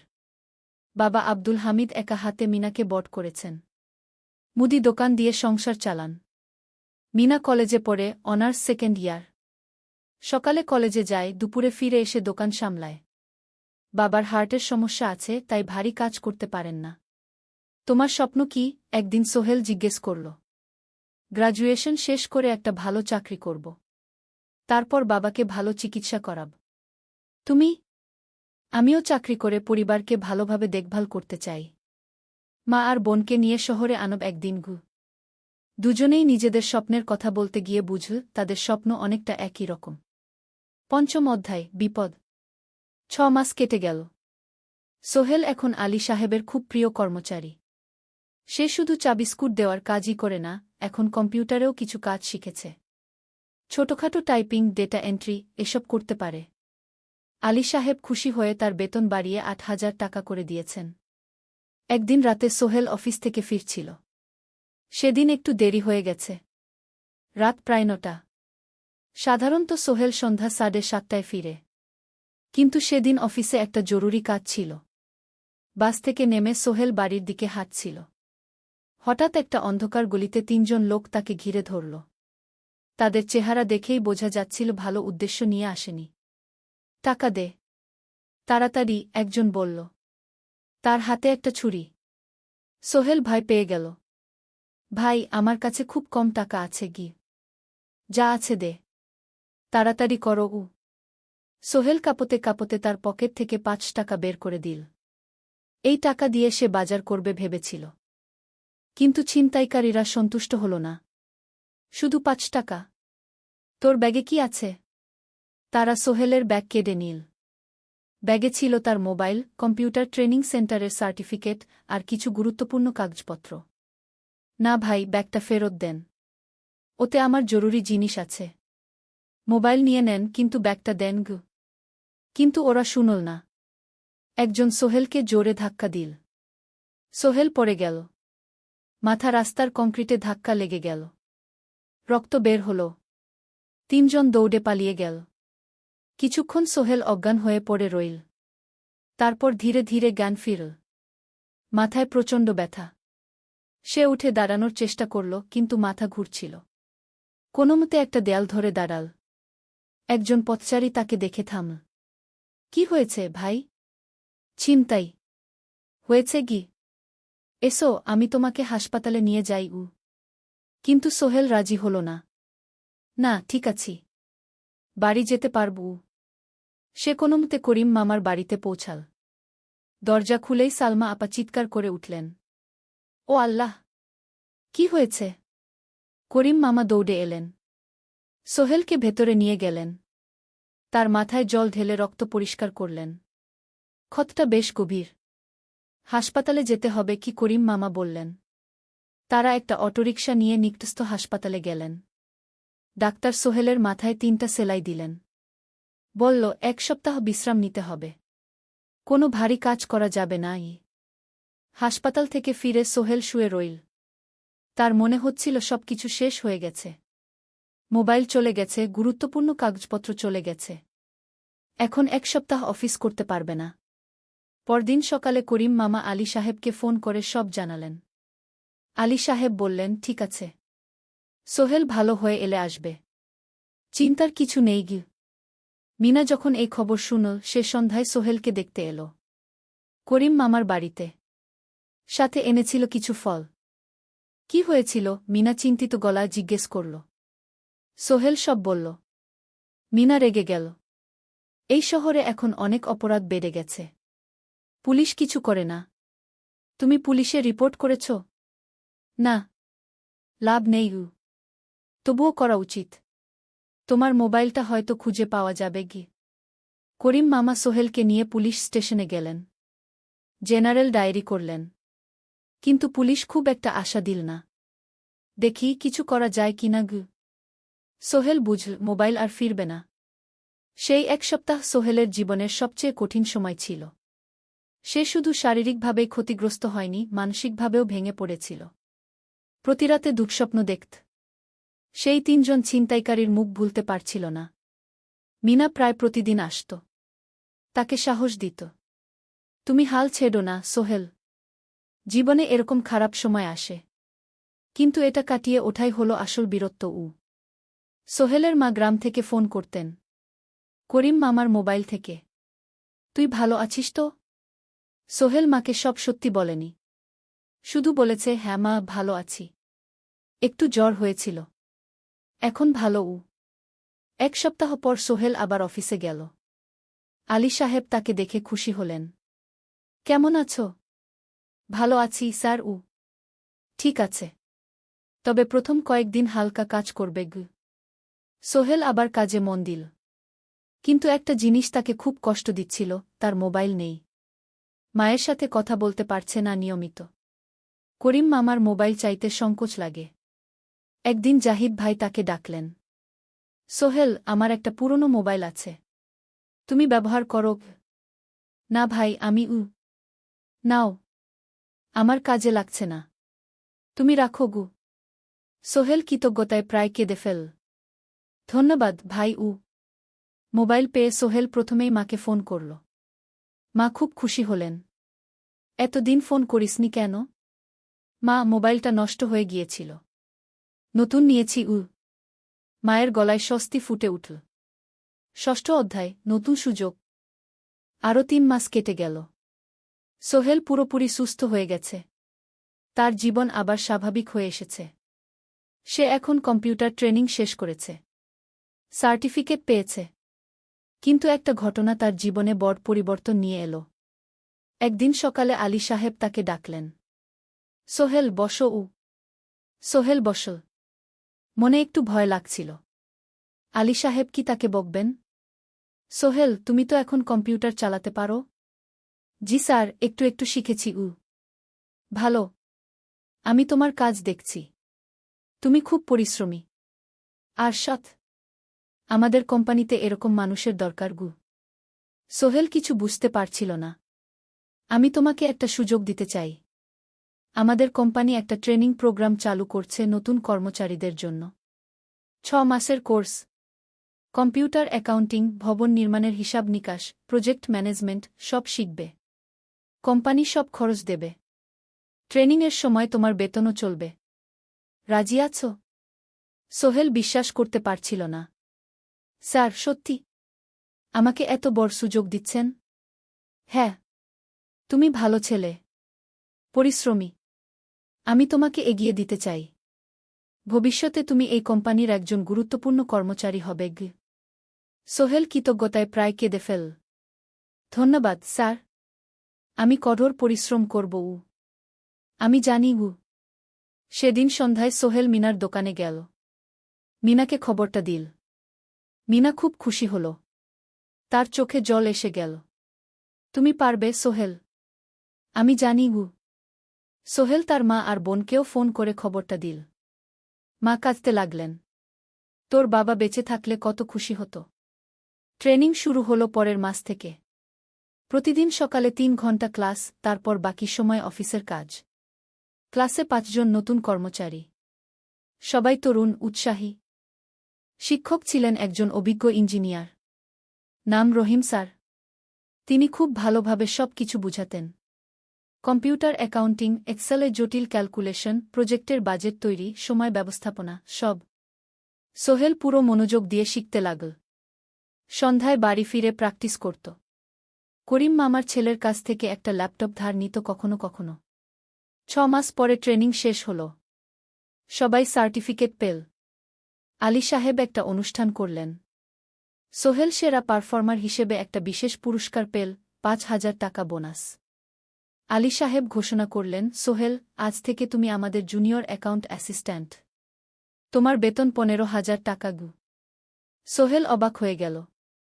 8,000 থেকে 15,000, প্রায় দ্বিগুণ। সেদিন রাতে সোহেল ঘুমাতেই পারল না। খুশিতে, উত্তেজনায় তার চোখে ঘুম নেই। সে ভাবল তার জীবন কিভাবে বদলে যাচ্ছে। 2 বছর আগে যে রিকশা চালাত, আজ সে একটা নামকরা কোম্পানির অ্যাকাউন্ট অ্যাসিস্ট্যান্ট। 7ম অধ্যায়, প্রেম ও প্রস্তাব। 1.5 বছর হয়ে গেল সোহেলের চট্টগ্রাম আসার। সে এখন একজন সফল যুবক। তার মা গ্রামে খুব খুশি। প্রতি মাসে সোহেল 10,000 টাকা পাঠায়। ছোট বোন ঋতু এখন কলেজে ভর্তি হয়েছে সোহেলের পাঠানো টাকায়। মায়ের চিকিৎসাও ভালোভাবে হচ্ছে। মিনার সাথে সোহেলের সম্পর্ক এখন আর শুধু বন্ধুত্ব নয়। দুজন দুজনকে ভালোবাসে। কিন্তু কেউ কাউকে সরাসরি বলার সাহস পায়নি। প্রতিদিন দেখা হয়, গল্প হয়, কিন্তু সেই একটা কথা বলা হয়ে ওঠে না। একদিন শুক্রবার ছুটির দিন। সোহেল মিনাকে বলল, আজ কি একটু ঘুরতে যাবে? কোথায়? পতেঙ্গা বিচ। তুমি কি কখনো গেছ? না। কিন্তু আমার দোকান। শুক্রবার। তোমার বাবা সামলাবে। মিনা রাজি হয়ে গেল। দুপুরে দুজনে বাস নিয়ে পতেঙ্গা গেল। সমুদ্র দেখে মিনা অবাক হয়ে গেল। কি সুন্দর! দুজনে বালিতে বসল। ঢেউয়ের শব্দ শুনতে শুনতে গল্প করছিল। হঠাৎ সোহেল বলল, মিনা, তোমার সাথে কিছু বলার ছিল। বলো। সোহেল একটা লম্বা শ্বাস নিল। তুমি জানো, আমি তোমাকে ভালোবাসি। মিনা হাসল। তার চোখ ভিজে গেল। জানি। আমিও তোমাকে ভালোবাসি সোহেল। সোহেল অবাক হয়ে গেল। সত্যি? হ্যাঁ। অনেকদিন ধরেই জানি। তুমি আমার জীবনে এসে সব কিছু বদলে দিয়েছ। তোমার সাথে থাকলে আমার মনে হয় আমি যে কোনো কিছু করতে পারব। দুজনে কিছুক্ষণ চুপ করে বসে রইল। সমুদ্রের ঢেউ এসে পায়ে লাগছিল। সূর্য পশ্চিমে ঢলে পড়ছে। আকাশ লালকুমলা হয়ে গেছে। কিন্তু আমার বাবার সাথে কথা বলতে হবে কি? মিনা বলল। আমি তৈরি। যখন বলবে তখন বলবো। পরের সপ্তাহে সোহেল মিনার বাবার সাথে কথা বলল। আব্দুল হামিদ সাহেব প্রথমে একটু দ্বিধা করলেন। তুমি কোনো পরিবারের ছেলে? তোমার বাবা কি করতেন? সোহেল সব সত্যি বলল। তার বাবা ছিলেন স্কুল শিক্ষক। মারা গেছেন 10 বছর আগে। মা গ্রামে থাকেন। ছোট বোন কলেজে পড়ে। তুমি নিজে কি করো? আমি আলামিন কনস্ট্রাকশন কোম্পানিতে জুনিয়র অ্যাকাউন্ট অ্যাসিস্ট্যান্ট। মাসে 15,000 টাকা বেতন। আব্দুল হামিদ সাহেব ভাবলেন। তারপর বললেন, দেখো মিনা আমার একমাত্র সন্তান। তার মা নেই। আমি একা তাকে বড় করেছি। আমি চাই মিনা একজন ভালো ছেলের সাথে বিয়ে হোক। তুমি দেখতে ভালো ছেলে মনে হচ্ছে। কিন্তু আমাকে তোমার মায়ের সাথে দেখা করতে হবে। তোমার পরিবারকে জানতে হবে। জি আঙ্কেল, আমি ব্যবস্থা করছি। সোহেল খুশিতে আটখানা। সে সেদিন রাতেই তার মাকে ফোন করল। মাকে সব বলল। মা প্রথমে অবাক হলেন। তারপর খুশি হলেন। মিনা মেয়েটা কেমন? খুব ভালো মা। তুমি দেখলে পছন্দ করবে। ঠিক আছে। আমি আর ঋতু আসছি চট্টগ্রাম। 2 সপ্তাহ পর সোহেলের মা আর বোন চট্টগ্রাম এলো। সোহেল তাদের নিয়ে মিনার বাড়িতে গেল। 2 পরিবার একসাথে বসল। মিনার বাবা সোহেলের মাকে দেখে খুশি হলেন। সোহেলের মা সহজ সরল ভদ্রমহিলা। আপনার ছেলে খুব ভালো। মিনা তাকে পছন্দ করে। আমিও রাজি। আব্দুল হামিদ সাহেব বললেন। আমার সোহেল সৎ ছেলে। মিনাকে খুব ভালোবাসে। আমি জানি ও মিনাকে সুখে রাখবে। কি সোহেলের মা বললেন। বিয়ের তারিখ ঠিক হল 3 মাস পর। এই 3 মাসে সোহেল যথেষ্ট টাকা জমাবে। বিয়ে হবে সাদামাটা কিন্তু সুন্দর। 8ম অধ্যায়, নতুন পথ। 3 মাস কেটে গেল দ্রুত। সোহেল প্রতিদিন কঠোর পরিশ্রম করছিল। অফিসে তার কাজের প্রশংসা হচ্ছে। আলী সাহেব তাকে এখন ছোটখাটো প্রজেক্টের হিসাব দেখতে দিচ্ছেন। সোহেল তার সঞ্চিত টাকা দিয়ে বিয়ের আয়োজন করল। বিয়ে হল মিনার বাড়ির কাছের একটা কমিউনিটি সেন্টারে। খুব বেশি লোক আসেনি। 2 পরিবারের আত্মীয় স্বজন আর অফিসের কয়েকজন সহকর্মী। কিন্তু অনুষ্ঠান ছিল খুব সুন্দর। সোহেল যখন মিনাকে বিয়ের পোশাকে দেখল, তার মনে হল পৃথিবীর সবচেয়ে সুন্দর মেয়ে সে। লাল শাড়ি পরা, মুখে হালকা মেকআপ, কিন্তু তার স্বাভাবিক সৌন্দর্য ছিল আসল। বিয়ের পর সোহেল একটা ছোট্ট ফ্ল্যাট ভাড়া নিল। 2 রুমের ফ্ল্যাট, মাসে ভাড়া 5,000 টাকা। মিনা এখনও তার পড়াশোনা চালিয়ে যাচ্ছে। আরও 1 বছর বাকি গ্র্যাজুয়েশন শেষ হতে। সোহেলের মা আর বোন গ্রামে ফিরে গেল। মা বলে গেলেন, সোহেল, মিনাকে ভালো রাখিস। মেয়েরা অনেক ত্যাগ করে সংসার করতে। জানি মা। নতুন জীবন শুরু হল। সোহেল সকালে অফিসে যায়, সন্ধ্যায় ফেরে। মিনা সকালে কলেজে যায়, দুপুরে ফিরে রান্না করে, ঘর গোছায়। সন্ধ্যায় দুজনে একসাথে বসে পড়াশোনা করে, গল্প করে, টিভি দেখে।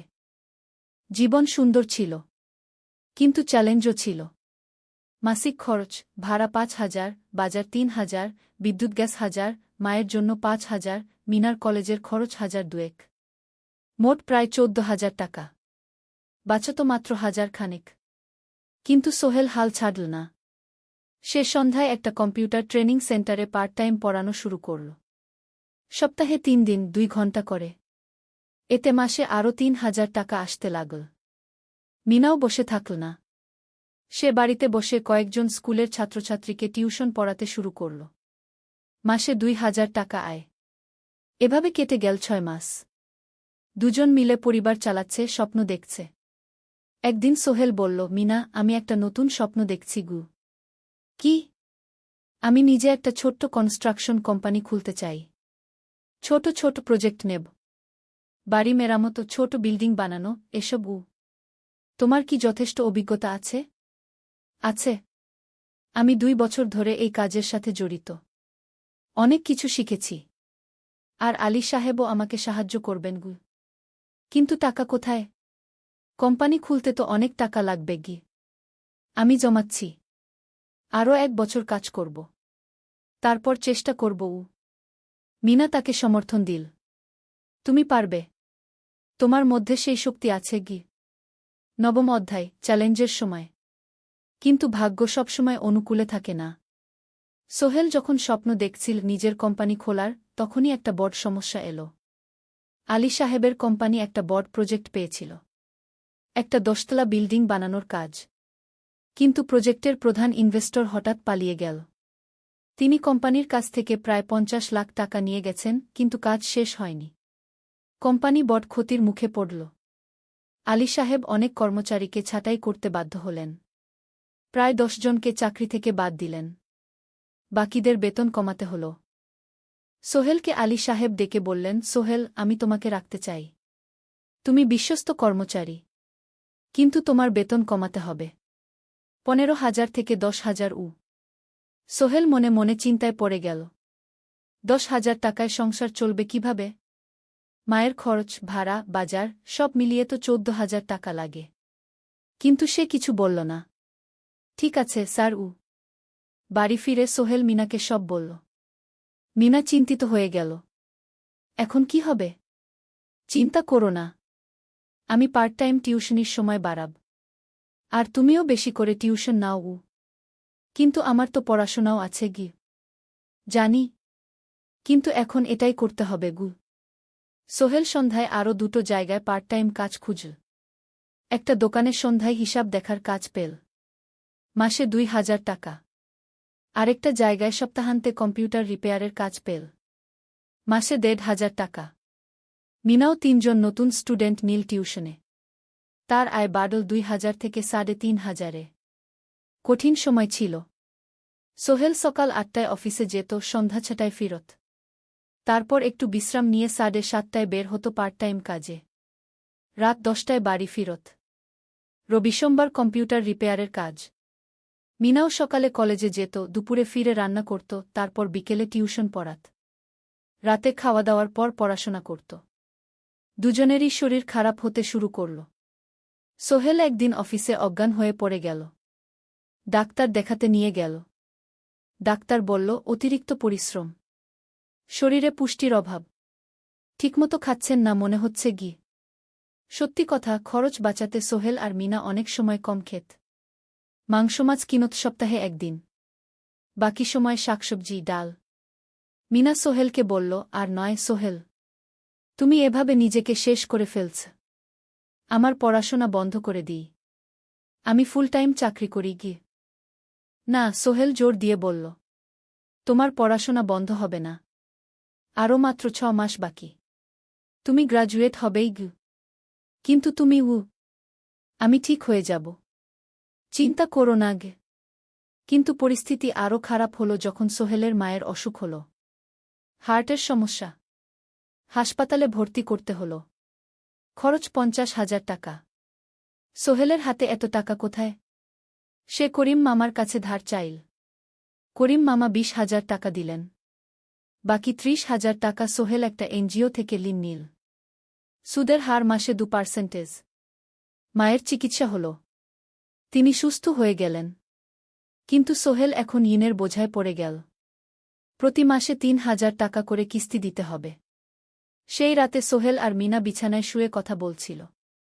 সোহেল বলল, মিনা, আমি মনে হয় ভুল করেছি। শহরে এসে বিয়ে করে তোমাকে কষ্টে ফেলেছি গু। মিনা তার হাত ধরল। না সোহেল, তুমি ভুল করনি। জীবনে এরকম খারাপ সময় আসে। কিন্তু এটা কাটিয়ে ওঠাই হলো আসল শক্তি। আমরা একসাথে আছি।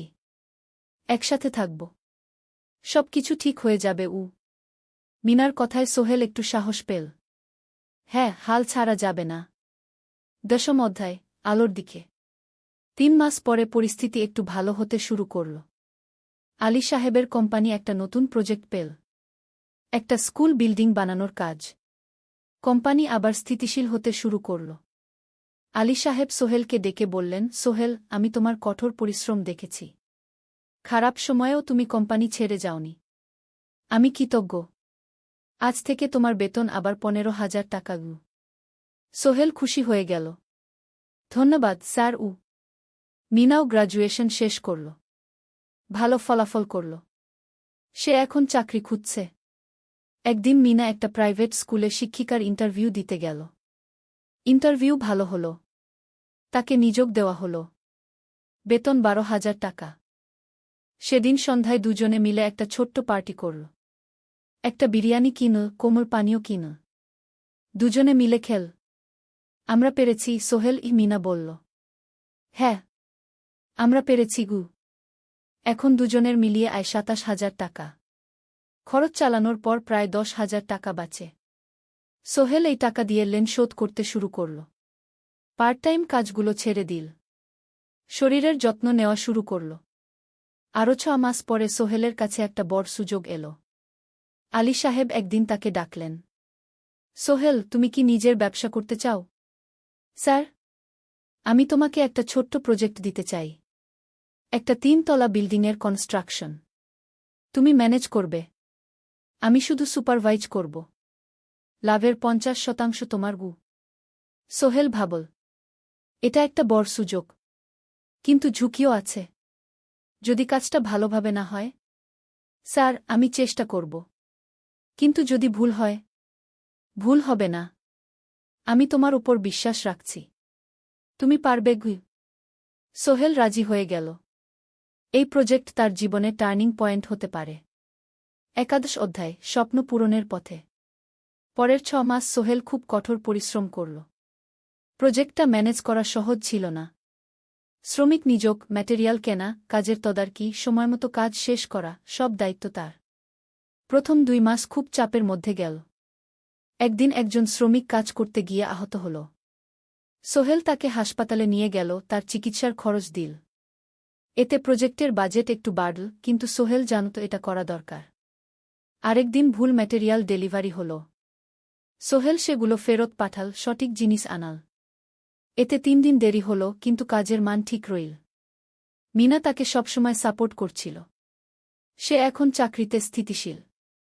স্কুলের বাচ্চারা তাকে পছন্দ করে। প্রিন্সিপাল তার কাজে খুশি। প্রজেক্ট শেষ হল 6 মাসে। সময়মতো, বাজেটের মধ্যে। বিল্ডিংয়ের মালিক খুব খুশি হলেন। তিনি আলী সাহেবকে ধন্যবাদ দিলেন। আলী সাহেব বললেন, ধন্যবাদ আমাকে না, এই ছেলেকে দিন। সোহেল পুরো প্রজেক্ট ম্যানেজ করেছে গু। প্রজেক্ট থেকে মোট লাভ হল 3 লাখ টাকা। সোহেল পেল 1.5 লাখ টাকা। তার জীবনে এত টাকা এই প্রথম। সে করিম মামার ঋণ শোধ করল। এনজিওর বাকি ঋণ শোধ করল। তারপর তার মাকে 50,000 টাকা পাঠাল। মা দিয়ে গ্রামের বাড়িটা একটু মেরামত করাল, বোন ঋতুর জন্য একটা ল্যাপটপ কিনল। বাকি টাকা দিয়ে সোহেল একটা ব্যাংক অ্যাকাউন্টে জমা রাখল। ভবিষ্যতের জন্য। আলী সাহেব সোহেলকে আরও 2টো প্রজেক্ট দিলেন। এবার একটু বড়। সোহেল আত্মবিশ্বাসের সাথে সেগুলোও শেষ করল। 2 বছর পরে সোহেল সিদ্ধান্ত নিল, এবার নিজের কোম্পানি খোলার সময় এসেছে। 10 অধ্যায়, নতুন শুরু। সোহেল তার সব জমানো টাকা দিয়ে একটা ছোট্ট অফিস ভাড়া নিল। 2 রুমের অফিস। একটা রুমে কাজের জায়গা, আরেকটায় ছোট্ট মিটিং রুম। অফিসের সামনে একটা বোর্ড লাগাল, Sohel construction and development. Mina তাকে সাহায্য করছিল। সে অফিসের অ্যাকাউন্টস দেখত সন্ধ্যায় স্কুল থেকে ফিরে। দুজন মিলে একটা টিম। প্রথমে ছোট ছোট কাজ নিল। বাড়ি মেরামত, দোকান সংস্কার, ছোট বিল্ডিং কনস্ট্রাকশন। কাজের মান ভালো রাখার চেষ্টা করল। সময়মতো শেষ করল। দাম ন্যায্য রাখল। ধীরে ধীরে সোহেলের সুনাম ছড়িয়ে পড়ল। মানুষ তাকে বিশ্বাস করত। তার কাছে নতুন নতুন কাজ আসতে লাগল। প্রথম বছর খুব কষ্ট হল। কখনো লাভ হতো, কখনো লস। কিন্তু সোহেল থেমে থাকল না। সে শিখতে লাগল ব্যবসা কিভাবে চালাতে হয়। দ্বিতীয় বছরে পরিস্থিতি ভালো হল। সোহেল এখন 3 জন স্থায়ী কর্মচারী নিযোগ দিল। একজন ইঞ্জিনিয়ার, একজন সুপারভাইজার, একজন অফিস সহায়ক। তৃতীয় বছরে একটা বড় প্রজেক্ট পেল। একটা স্কুল বিল্ডিং বানানোর কাজ। 5 তলা বিল্ডিং। সোহেল পুরো মনোযোগ দিয়ে কাজটা করল। শ্রমিকদের ভালো বেতন দিল, ভালো ম্যাটেরিয়াল ব্যবহার করল, সময়মতো কাজ শেষ করল। স্কুল কর্তৃপক্ষ খুব খুশি হল। তারা সোহেলের কাজের প্রশংসা করল। এই প্রজেক্ট থেকে সোহেল প্রায় 5 লাখ টাকা লাভ করল। এই টাকা দিয়ে সে আরও ভালো একটা অফিস নিল। আরও কর্মচারী নিযোগ দিল। এখন তার কোম্পানিতে 10 জন স্থায়ী কর্মচারী। প্রজেক্ট অনুযায়ী আরও শ্রমিক নিযোগ দেওয়া হয়।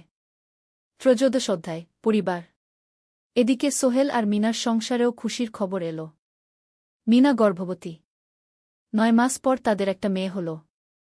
নাম রাখো সারা। সারা যখন জন্মাল, সোহেলের মা আর বোন চট্টগ্রামে এল। মা 1 মাস থেকে গেলেন। মিনাকে সাহায্য করলেন। সোহেল এখন একটা বড় ফ্ল্যাট ভাড়া নিয়েছে। 3 রুমের ফ্ল্যাট।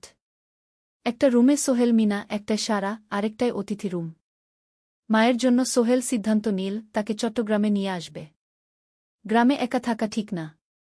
কিন্তু মা রাজি হলেন না। না বাবা, আমি গ্রামেই থাকব। এখানে আমার পরিচিত মানুষ আছে। তোর বোনকে নিয়ে যা। ও ঢাকায় পড়ছে, চট্টগ্রামে এনে ভালো কোথাও ভর্তি করিয়ে দেগি। সোহেল তাই করল। ঋতুকে চট্টগ্রাম বিশ্ববিদ্যালয়ে ভর্তি করিয়ে দিল। ঋতু এখন সোহেলের ফ্ল্যাটে থাকে, বিশ্ববিদ্যালয়ে পড়ে। সোহেলের মনে হল তার জীবন এখন পরিপূর্ণ। স্ত্রী, মেয়ে, বোন সবাই তার কাছে। ব্যবসা ভালো চলছে। মা গ্রামে সুখে আছেন। 14 অধ্যায় সফলতার শিখরে। 5 বছর কেটে গেল। সোহেল এখন একজন সফল উদ্যোক্তা। তার কোম্পানি কি সোহেল কনস্ট্রাকশন অ্যান্ড ডেভেলপমেন্ট এখন চট্টগ্রামে বেশ পরিচিত। প্রায় 30 জন কর্মচারী তার অধীনে কাজ করে। সোহেল এখন শুধু ছোট প্রজেক্ট করে না, বড় বড় প্রজেক্টও করে। একটা 8তলা বিজনেস কমপ্লেক্স বানানোর কাজ পেয়েছে। একটা হাসপাতাল বিল্ডিং বানাচ্ছে। মিনা এখনও স্কুলে পড়ায়। সে এখন ভাইস প্রিন্সিপাল। সাথে সোহেলের কোম্পানির অ্যাকাউন্টস ম্যানেজার। দুজন মিলে ব্যবসা চালা। সারা এখন 4 বছরের। স্কুলে ভর্তি হয়েছে। খুব চালাক মেয়ে।